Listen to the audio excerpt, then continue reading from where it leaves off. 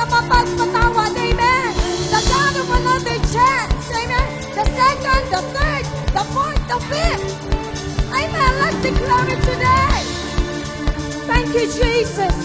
Thank you, Jesus. Thank you, Lord. God of another chance. God of another chance. Nothing can separate me from your love. Yeah. God of another chance. God of another chance. Nothing can separate me from your love. Yeah. God of another chance. God of another chance. Nothing can separate me from your love. Yeah. God of another chance. God of another chance. Nothing can separate me from your love. Yeah. God of another chance. God of another chance. Nothing can separate me from your love. God of another chance. God of another chance. Nothing can separate me from your. I am forgiven.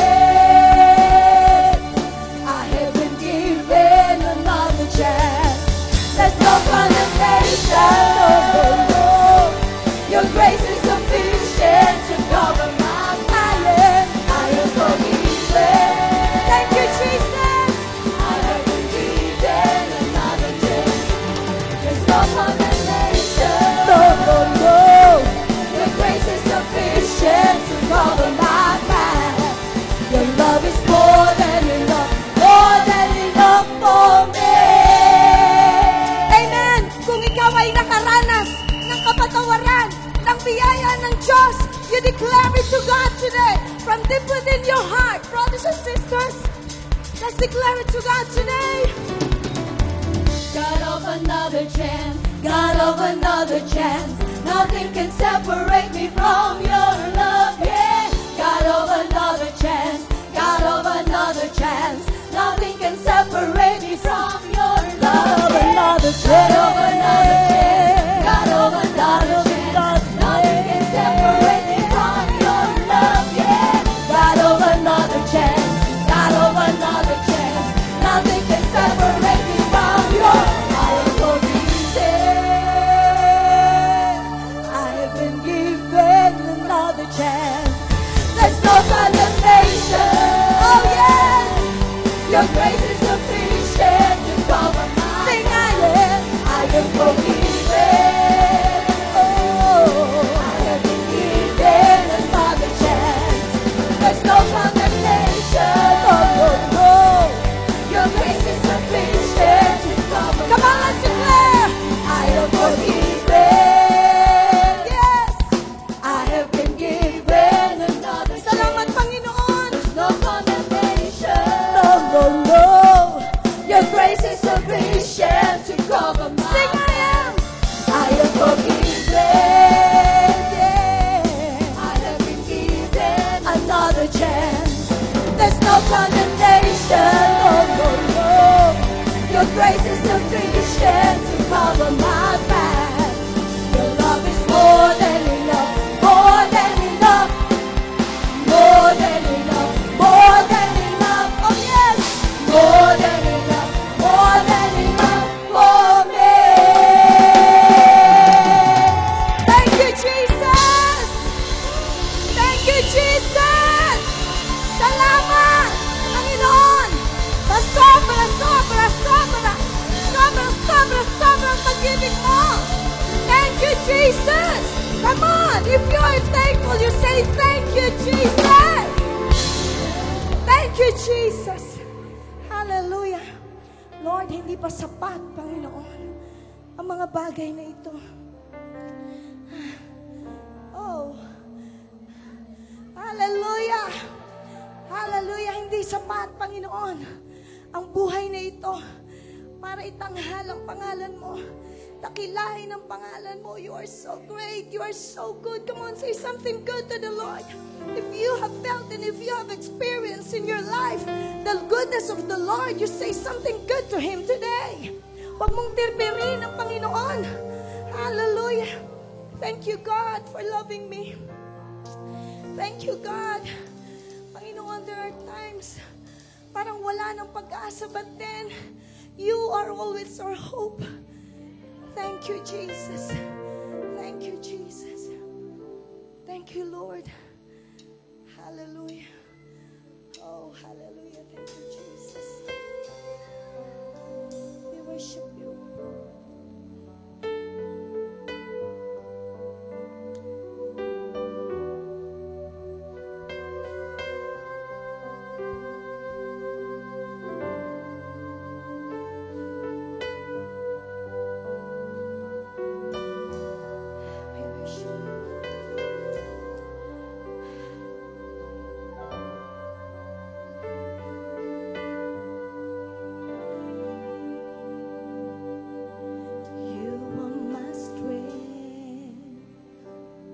When all my strength has ended, you are my hope. When all my hope is gone, you are my joy. When my world is full of sorrow, you're the peace in my tomorrow, for I know that you'll be there. You are my song when my melody has ended. Yes, Lord. Light in the storm, when I can find my way, you are the one who gives my life a reason, someone to believe in. You help me carry on. Jesus, what a Savior you are. Savior you are. Jesus, what a Savior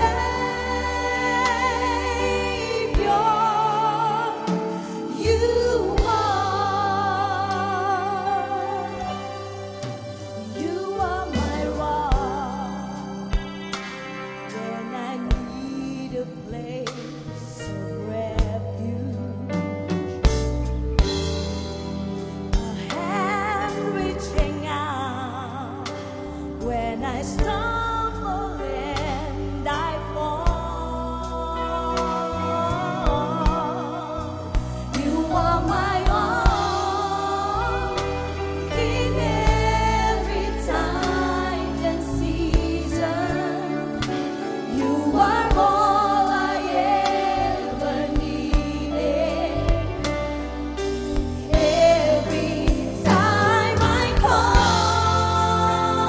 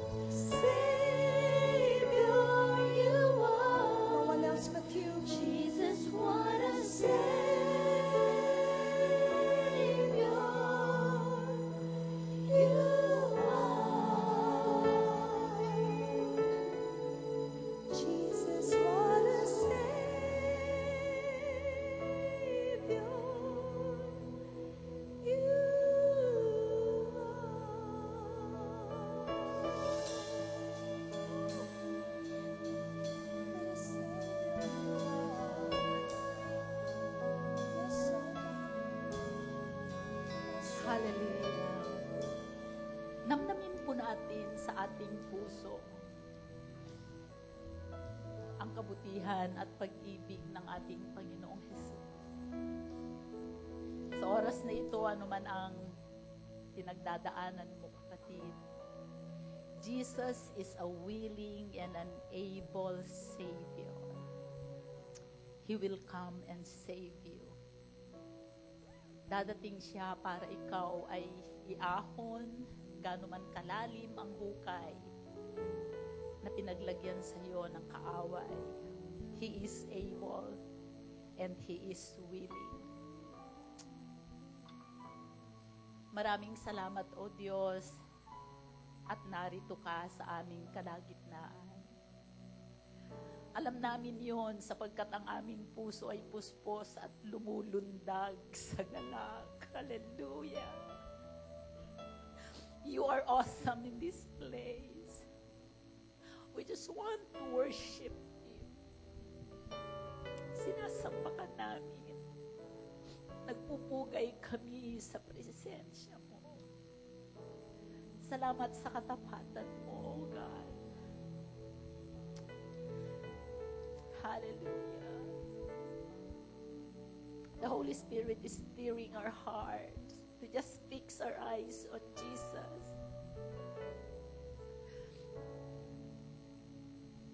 Salamat po.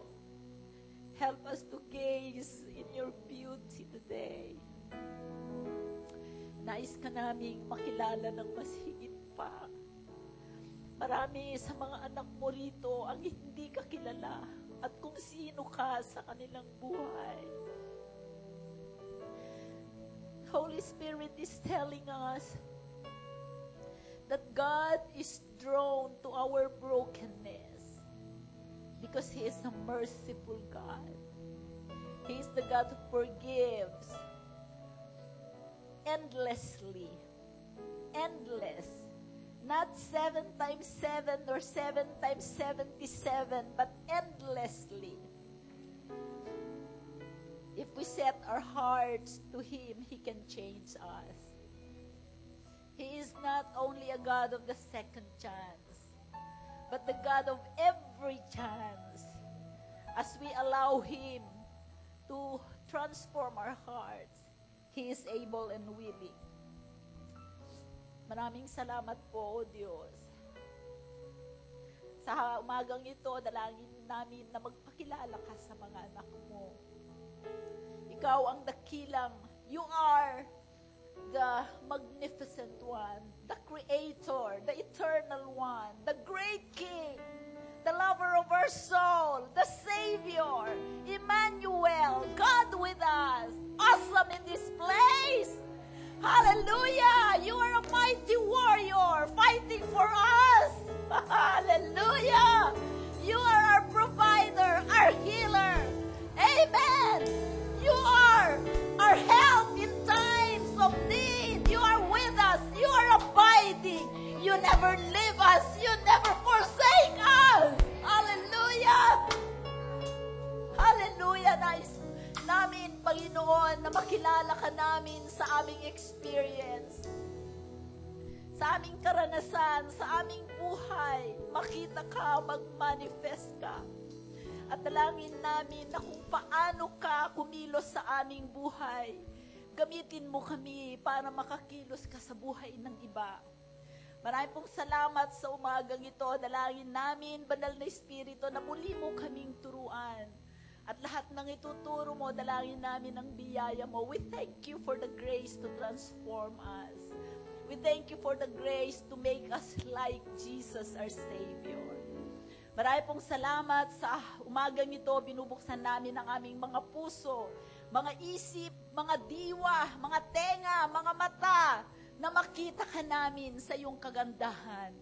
Marami pong salamat, O Diyos. Ito ang aming dalangin sa pangalan ni Jesus. Ang lahat ay magsabi ng Amen! Hallelujah! Hallelujah! Good morning! Good morning po sa inyong lahat.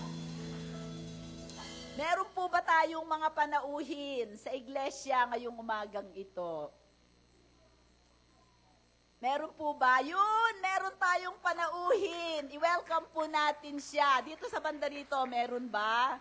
You are welcome, brother, to the Rhema Word of God Church. Dalangin ko na ang Panginoon ay yakapin ka at tugunin ang panalangin mo sa umagang ito. Amen? Amen! Hallelujah! Na-bless ba kayo? Praise the Lord. Are you ready for the Word? Nagagalak tayo kasi nandito na muli si Pastor Cesar saka si Pastor Rasitas. Amen? Ayaw silang i-release. Ayaw silang i-release. Pero i-release nila ang sarili nila. Hallelujah. Hallelujah. Welcome back po, Pastor. So, na-excited po kami at nandito na muli kayo. Amen? Sabihin mo nga sa kapatid mo, sa katabi mo, you are blessed. Sa kabila, you are highly favored. Sa likod, you are greatly loved. Just as I am loved. Amen? So kung ready na po tayo sa salita, tayo po ay nagpapatuloy sa ating pag-aaral ng Becoming More Christ-like. Naku, ending yata yung series ni Pastora. Amen? Alam niyo, natutuwa ako, na-i-encourage ako kasi ang dami kong naririnig na mga patotoo sa mga cell group. Amen? Meron daw tayong isang kapatid na tinagalitan niya yung staff niya, medyo napasigaw siya. Tinalakan niya. Sabi ni Lord, Christ-like. Ngayon, nahirapan siya. Paano kaya sasabihin ko sa staff ko, magsosorry ba ako? Dapat. Amen? So, patuloy tayo na hinuhubog ng Panginoon na tayo ay maging kawangis niya. Imposible ba yon? Hindi. We have a lifetime to change. Kasi wala namang challenge yung pagka na-rapture tayo, dun lang tayo ma-change, hindi po ba? Dapat ngayon pa lang, kailangan na tayong magbago para Panginoong Jesus ay magningning. Amen? So kung handa na po tayo, ngayong umagang ito, ako po ay, hindi ko alam kung sisimulan ko o tatapusin ko. Hallelujah. Ang isa sa mga pinakamataas at iniangat ng Panginoong Diyos, nakatangian ng ating Panginoong Jesus ay ang kanyang pagiging mababang loob. Amen. Sabi mo, humility. Humility. So, sa ating effort, sa ating ginagawa, alam nyo kung tayo ay umaasa sa biyaya ng Panginoon na magbago, alam nyo ba na hindi natin mababago ang ating sarili? Yun po bang giraffe o yung spotted na hayop, nababago ba niya ang kanyang, naaalis ba niya ang kanyang mga spots? Hindi. Ang nakakaalis lang yun ay yung naglikha sa kanya. Amen? Tayo, kung may mga bahid o spots ang ating buhay, ang makakapag-alis lang nun ay ang naglikha sa atin. Kaya sa ating journey, sa ating our journey to Christ-likeness, tayo po ay aasa sa biyaya ng ating Diyos. We will rely on God's transforming grace. Amen? To make us Christ-like. So ngayong umagang ito, ang aking i-discuss ay humility, the path to Christ-likeness. Amen? So, sa umagang ito, for our purposes, meron po akong 4 na bahagi na gustong ipabahagi sa inyo for things, 4 points. Number 1, humility, the virtue that attracts God's transforming grace. Amen? Kung ang ating pagbabago ay nakasalalay sa biyaya ng Panginoon, kung wala tayong biyaya na manggagaling sa Diyos, hindi tayo magbabago. Amen? Pangalawa is humility, the path to spiritual progress. Ang pinag-uusapan natin ay yung ating spiritual na buhay, hindi yung ating natural na buhay, dahil the natural will follow if we focus on the spiritual. Amen? Ang pangatlo, humility, the stronghold of the godly. Ang pagiging mababang loob, ang kuta. Amen? Stronghold ng makadiyos. Amen? Ang pang-apat, humility, the key to overcoming the enemy. Okay? Sa ating pagbabago, meron tayong adversary, merong kukontra. Dahil ayaw ni Satanas na tayo ay magbago, na maging katulad ng Panginoong Jesus. So, lagi niya yung kokontrahin. So, yun ang ating pag-aaralan ngayong umagang ito. Amen? Okay, next slide po, James 4:6. Lagi natin, humility, the virtue that attracts God's transforming grace. Sa Tagalog, ang kababaang loob ang nag-iimbita. Okay? Siya ang nag-i-invite sa biyaya ng Diyos. Siya yung humuhugot. Di ba? May pinaghuhugutan ka. Siya ang humuhugot ng biyaya mula sa Diyos para tayo ay magbago. Sabi po sa James 4:6, but He gives more grace. Therefore, He says, God resists the proud, but gives grace to the humble. Amen? Maraming beses na po natin yan na pinag-usapan. Kung sinasabi natin, kung ikaw ay Kristiyano, and God resists you because you are proud, ibig sabihin, kahit anong panalangin mo, tinitiis ka ng Diyos. Amen? Kung nire-resist ka ng Diyos, kinukontra ka, tinitiis ka, pinipigilan ka kahit sa kanyang puso, gustong-gusto niya. Di ba sabi sa Bible, the Lord longs to be gracious to you. Ngunit kung ikaw ay mayabang, palalo, titiisin ka ng Panginoon. Hindi ka niya sasagutin. Amen? Naunawaan ba natin yon? O kaya pinipigilan ka ng Diyos pagka wala kang kababaang loob. Bakit? Ang kababaang loob ang nag-a-attract. Ano ba ang nag-a-attract?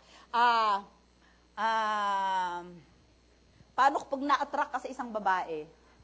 Naakit! O kaya na humaling. Humaling, di ba? Naaakit.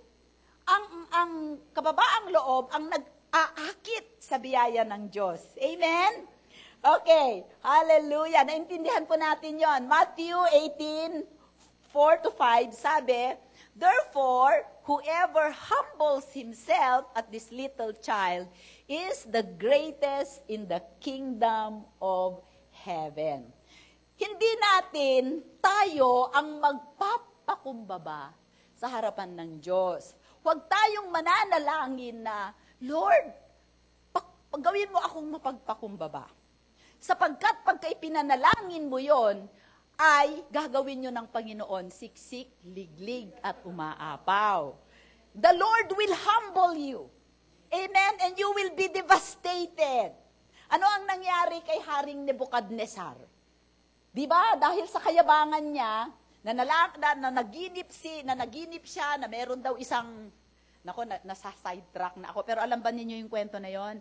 Nakapanaginip siya ng punong malaking-malaki na doon sumisilong ang lahat ng mga hayop. Ang mga ibon ay doon naglalagay ng nest, punong-puno ng bunga, madaming bunga, at doon sa kahoy na yon, nakarely ang buong mundo sa pagkain. Hindi na yun ma-explain na tinawag na si Daniel. In-explain ni Daniel yon, ngunit yung kahoy na yon ay pinutol. Okay? Pinutol. Tapos nawala lahat yung mga nasa ilalim, nawala lahat yung mga ibon. Hindi ko dapat ito sinasabi kasi marami akong itatakel. Kaya lang, gusto ko lang illustrate sa inyo kung bakit hindi ang Diyos dapat ang maghahumble sa atin, kundi tayo ang maghahumble sa ating sarili, sa Diyos. Ang nangyari, sinabi ni Daniel sa kanya, ikaw yung puno na yon. Kaya hari, sabi ni Daniel, hari, iwanan mo na ang kasalanan mo at ang kapalaluan mo para hindi mangyari yun sa'yo. Hindi niya sinunod si Daniel. Isang araw, nandun siya sa palasyo because that time Babylon was the greatest of all the kingdoms on earth. Hindi ba? Ay, sabi niya, itong kaharian ko na ginawa ko sa aking sariling kamay. Sa aking, with my might and my own power, nandun pa lamang sa bibig niya yung sinasabi niya, di ba, ay kasama sa panaginip niya, yung naging parang hayop siya, di ba? Oh, ano nangyari sa kanya? Naging parang hayop siya for 7 years. Nabuhay siya na para siyang hayop, tinubuan siya ng mahahabang mga kuko, nagkaroon siya ng mga bali. Hanggang sa isang araw, after 7 years, na-realize niya na ang Panginoong Diyos, ang hari ng lahat, at siya ang nagpo-provide sa lahat. Nag-bow down siya at nag-humble siya sa Panginoon. At ang ginawa ng Panginoon, ini-restore ang lahat sa Kanya. even the kingdom. Amen? Basahin po niyo yon sa Daniel 4 hanggang sa huli. Amen? This is a lesson on humility. So we don't ask God to humble us. We humble ourselves before Him. Amen? So, makikita natin dito, therefore, whoever humbles himself at this little child is the greatest in the kingdom. Napakahalaga ang meekness sapagkat ang meekness ay quality ng isang bata. Di ba? Ang bata ay hindi nagrereklamo. Wala siyang sense of entitlement. Kailangan ko to, dapat bigay mo to sa akin kasi ako ang pastora dito. Hindi ganoon ang attitude ng bata. Amen? Ang bata ay highly dependent sa Panginoon, sa Diyos, kanyang magulang. Amen po. Kaya ang Panginoong Diyos, inelevate niya ang virtue ng humility sa lahat.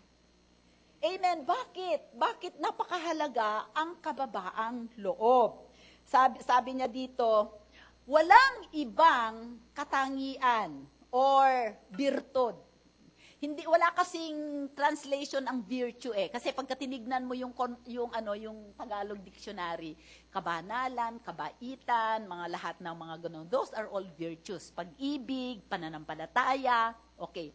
Walang ibang katangian ng Diyos na papasok sa ating buhay maliban na ito ay hikayatin ng kababaang loob. Nawanawaan natin. Unless humility requests that virtue will enter our lives, no other virtue of Christ will come into our lives until humility invites it and allows it to reside in us. Pag-isipan nating mabuti. Ang kababaang loob is the life essence of all the virtues of Jesus Christ. It is its sustenance. It sustains all the virtues. And it grows all the virtues. Halimbawa, sinulat ko ba dito? Sige, tingnan natin yung isang Without humility, we might actually be very religious, yet, wag mo na yan. Yes, blind, hindi bind yan. Wag mo na yan. Gusto ko lang explain sa inyo na ang humility ay yun ang buhay. Yun ang nagbibigay ng kabuuan or wholeness ng ibang virtue. Example, if your love for God is growing cold, it is humility that makes you recognize it. Paano mo malalaman na nagiging cold na pala ang pag-ibig ko sa Diyos? Kung aaminin mo at mababa ang loob mo na tanggapin na ikaw talaga ay wala ng apoy sa Panginoon. Otherwise, your heart will be hardened. Hindi mo aaminin, hindi naman nandun nga ako lagi sa church Hindi cold ang love ko kay God, that is pride. Okay, another example. It is humility that confesses that your faith is stagnant or that your faith is not growing. Amen? Paano mo malalaman na yung faith mo hindi nag-grow? Wala kang faith project na natatapos. Kung aaminin mo na ang iyong pananampalataya ay mahina, doon ka pa lamang magkakaroon ng awareness at ang aksyon.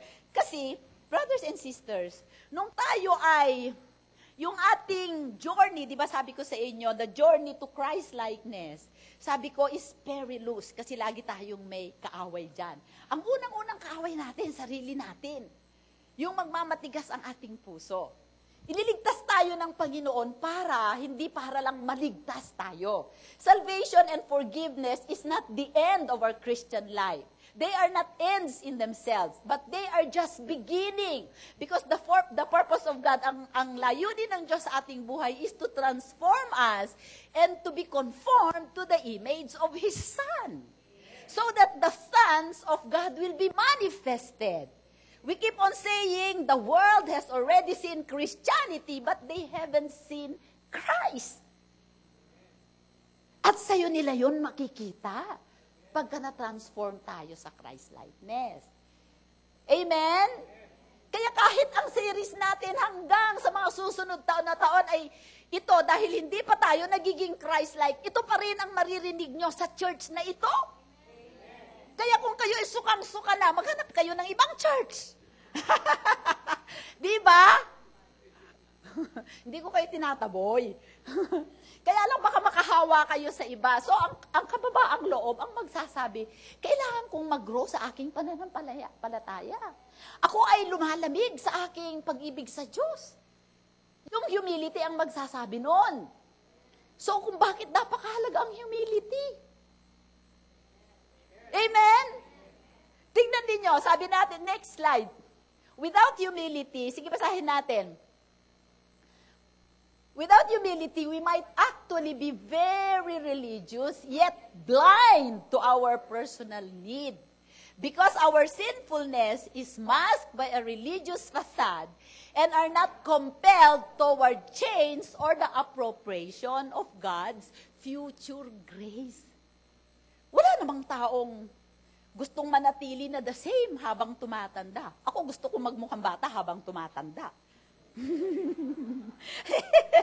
Pero, ayoko mag-isip bata. Gusto ko, pagtanda ko, nagpo-progreso ako para ako ay may pinagtandaan. Kasi maraming matatanda, walang pinagtandaan. Kasi ayaw magbago. Kaya nga lagi natin sinasabi, hindi tayo relihiyon, kundi relasyon. Pero nung nagsasabi na yon, hindi rin niya yun naunawaan kasi hindi siya nagbabago dahil hindi mababa ang kanyang loob dahil meron lang siyang religious pride. Example niyan ay si Saul of Tarsus. Bago siya naging si Apostol Pablo, amen, masyado siyang religyoso.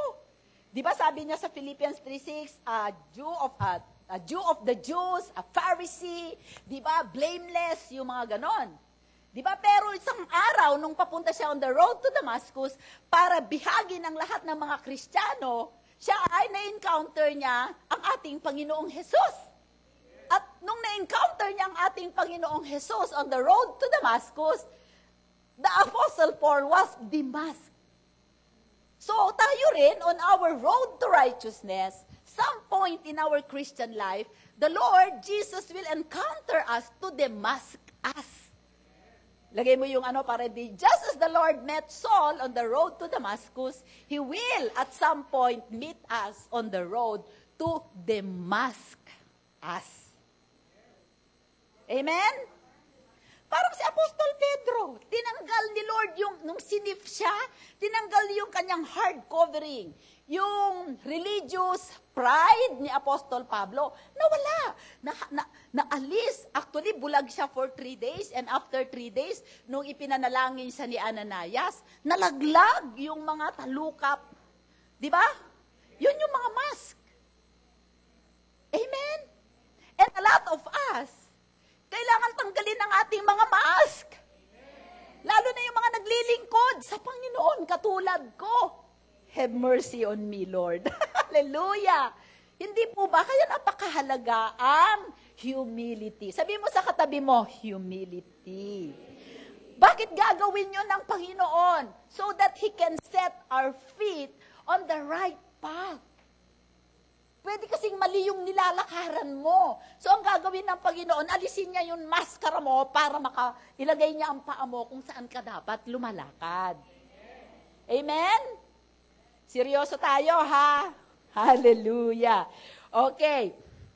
So, itong road to Damascus, yung experience natin na may nire-reveal ang Panginoon sa ating puso, di ba sabi natin, yung mga dark spots sa ating puso, yun ang access ng dyablo sa ating buhay.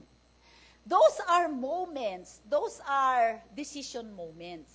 Ito yung mga tinatawag natin na mga crossroads. The road to Damascus are crossroads where the holy men and the hypocrites are bred. Okay? Yung point na i-encounter ka ng Panginoong Jesus, para sabihin kung ano ang kailangan mong baguhin sa puso mo, ay ito yung mga crossroads, yung intersection sa buhay natin. Ang mga totoong seryoso sa pagiging Christ-like, ang gagawin nila ay they will seek God and ask for forgiveness, deliverance, and mercy. Aaminin nila because of their humility, Lord, inaamin ko, pero hindi ko kayang baguhin. Ngunit kailangan ko ang biyaya mo. Once you are humble, God will release the grace. Ngayon, yun namang mga tao na, hindi naman ako ganun na, mas grabe pa nga si ganito kaysa sa akin. Diba? They will be hardened and they will remain the same. They are called the Christian Pharisees. Hindi sila magbabago. Magiging intact yung kasalanan nila at magpo-progress pa. Amen? So alam natin kung kailan at paano ipinapanganak ang mga Pariseyo at ang mga totoong believers ng ating, followers ng ating Panginoong Jesus. Amen? Amen. Tatandaan po natin yon. Okay. Ang gawain ng banal na Espiritu is to expose the vileness in our hearts para we can make a decision. Okay? So sabi po dun sa the Holy Spirit will expose the vileness of our hearts and remove our mask of self-importance and pride. And He places our feet upon the path of humility. Di ba ang ganda sa Bible, the meek will inherit the earth? Amen. Matthew 11:29, sabi ng Panginoon, take my yoke upon you and learn from me. For I am gentle and lowly in heart, and you will find rest for your souls. Itong verse na to, kung i-meditate mo, if you are learning from the Lord, first you will have to learn from His meekness. Kaya hindi tayo nagkakaroon ng rest, kapayapaan sa ating buhay. Dahil nakikipag-struggle tayo sa gustong gawin ng banal na Espiritu sa ating buhay. We wrestle with God. We strive with the Lord. So wala tayong peace. Sabi ng Panginoon, learn from me. The most powerful voice on earth, the most powerful man that ever walked the earth is the meekest of all. Amen? The most influential, the most loving, the most gentle, the most powerful man na lumakad sa lupa ay siya naman ang pinakamababa ang loob. Isa nating dapat na matutunan. At gusto ng Panginoon na matutunan natin yon. Amen? Amen. So kung matutunan natin yon, hindi tayo magkukulang sa biyaya ng Panginoon. Biyayang magpatawad, biyayang magmahal, biyayang lumimot, biyayang tumulong. Amen. So mababago ng Diyos ang ating buhay kasi meek tayo. Hinahayaan natin na i-mold niya tayo. Hindi tayo nagre-resist. Kasi pagka nagre-resist tayo, tinitiis tayo ng Diyos. Pinipigilan niya tayo sa mga gusto natin. Amen po? Okay, so number 2, humility, number 1, is the path to spiritual progress. Amen? Sabi natin kanina, doon sa next na slide, humility does not only leads us to possess Christ, other virtues. It is the life essence